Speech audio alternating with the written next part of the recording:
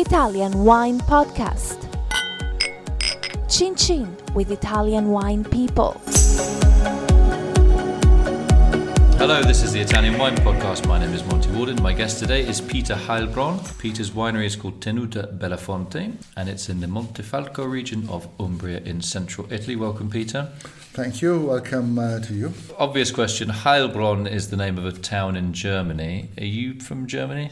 Well, this is a good question because my family has German origin. They do not belong from the city of Heilbronn, but from another city that is called Pforzheim. But I grew up in Italy, not in Umbria, but in northern Italy, in Milano. Okay, how did you end up in Umbria with a winery? Well, after a long career in the food and beverage industry, I decided to set up my own business. I was a wine lover, but at a certain point I decided to jump on the other side of the glass and to start producing wine. The reason why I chose Umbria, I knew Sagrantino, and I strongly believed that we could do something more elegant, refined out of this fantastic grape. So when you said you had experience of Sagrantino before, was this on business trips? You would order a bottle of Sagrantino? How did you get to know the wine before you became a wine grower here? I've been working in Umbria because I was in the chocolate business, and I've been in charge of Perugina. You probably know the Baci. And it's a very famous brand of famous brand of chocolate.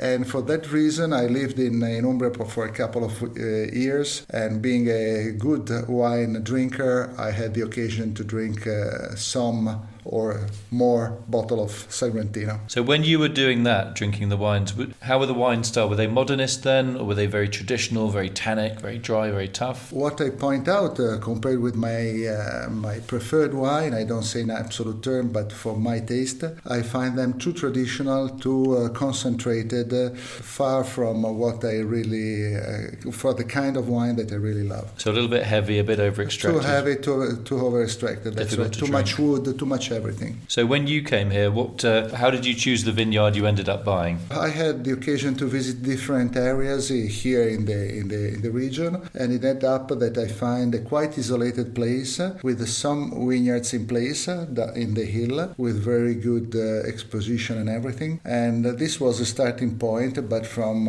this start, then we develop other vineyards, and we build up our winery completely under soil and at a very low energy consumption that could self-sustain from an energetic point of view with all these kind of things that I believe were important. Were you one of the first to do that in this region, energy-efficient winery? Probably not one of the first, for sure one of the first that make all the winery out of this concept in terms of efficiency and self-sustained energy winery. Are you getting any geothermal energy or not, or is it just underground gravity? No, geothermic here is not a good choice because you don't have water, you just have very thick soil, so it doesn't work very well. So we choose biomass heaters, so we burn the part of the wood that we produce.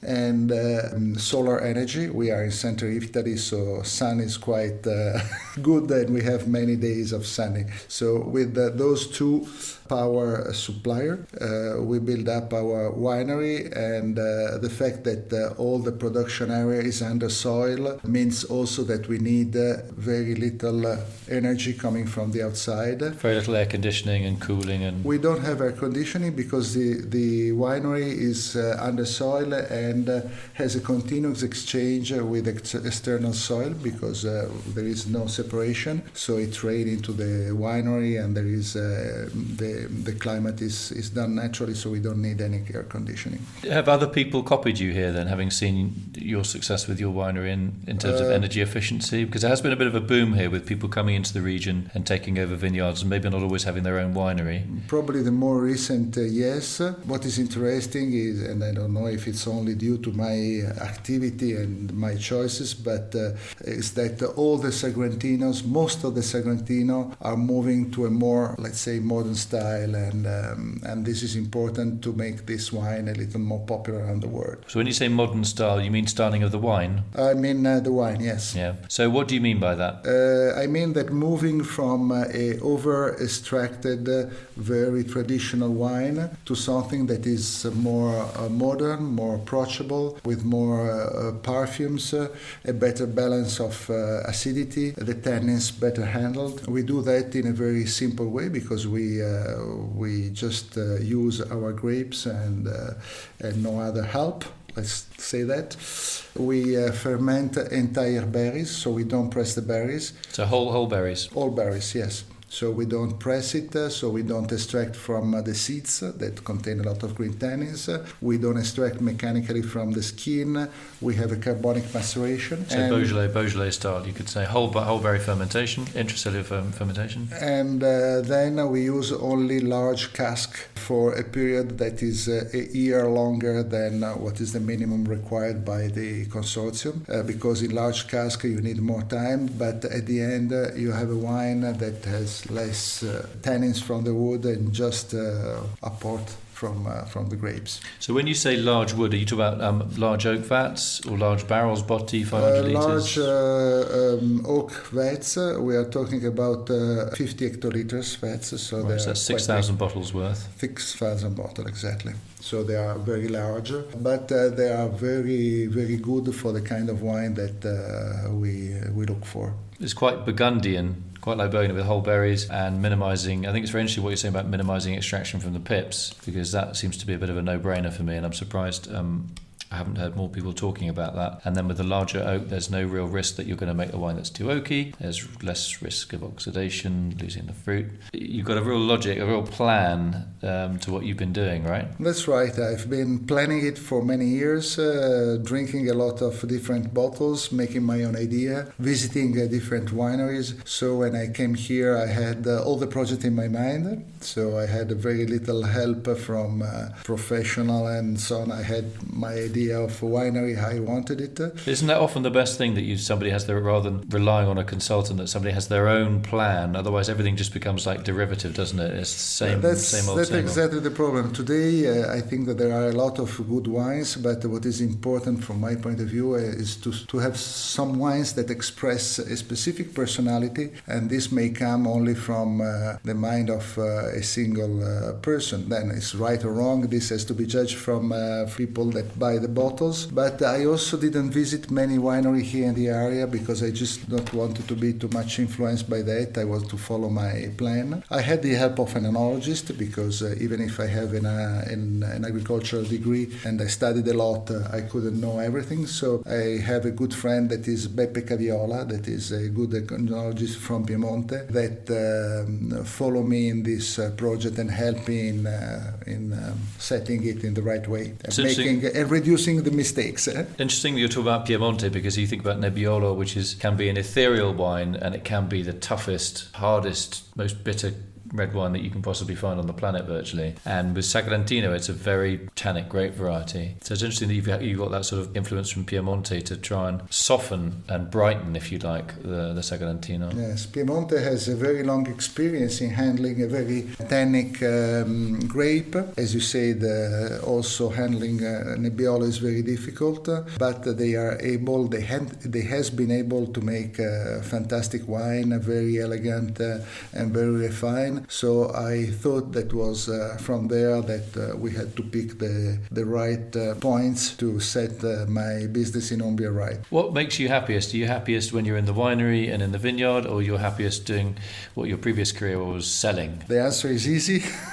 Selling. I like very much being in my winery and in the vineyards, but I also find very interesting and very pleasant to be with the people that then drink the wine, has to sell it, because it gives me a lot of feedback. on how the wine is and how is the perception.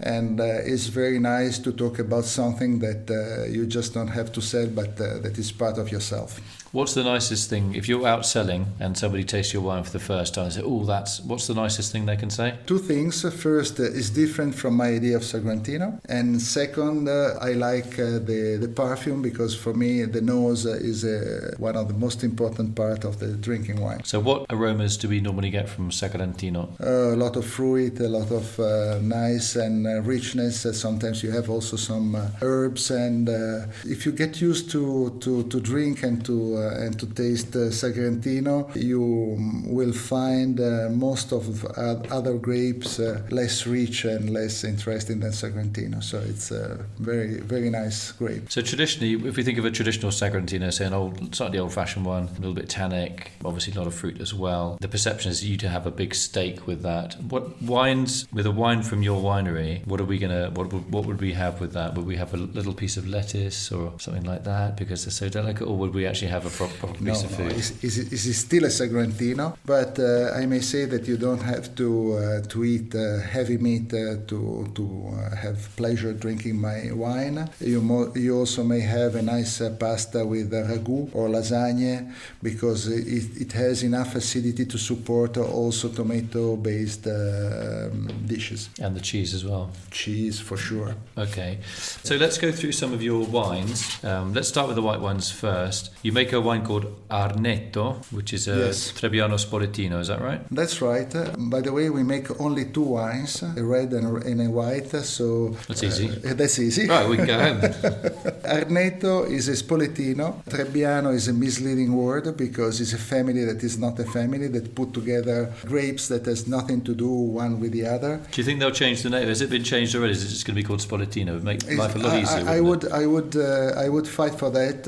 It's not easy, because there is a lot of rules for changing the name of a grape, but honestly it would be much more clear.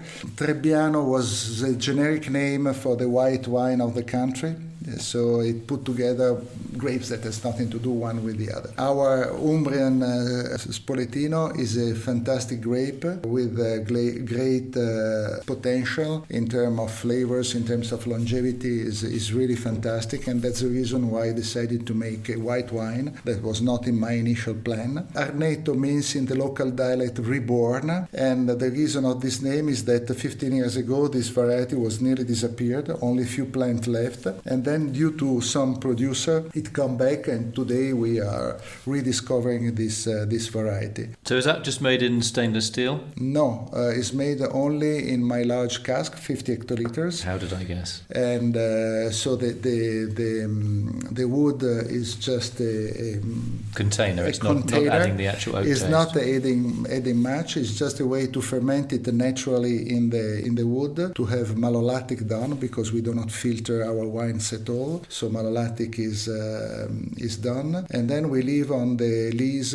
for another 3-4 months before decanting it and bottling it. How does the taste of the Arnetto or the Spoletino wine change over time? When it's just bottled, how does it taste, the texture, the flavour, and after say 5 or 6 or 7 years? Well, the taste just bottled need at the starting 4 or 5 months before having it ready for drinking, and is a good balance of persistency, of freshness, and some fresh flavors. And after some years, you have an evolution that moves to more minerality and very interesting and very refined taste. Flavours? Fruit, white fruit? Yes. Okay, you're like me, you're not great on giving fruits to names to. I'm terrible at that. People say, That's right. That's why yeah. is what I like in Arnetto is that you have a very easy and creamy starting. That savoury. And then it open up very with a lot of persistency and very nice and rich flavors. So it's a complete wine. And what we try to avoid is to have a heavy white, because I think that white in any case has to maintain a certain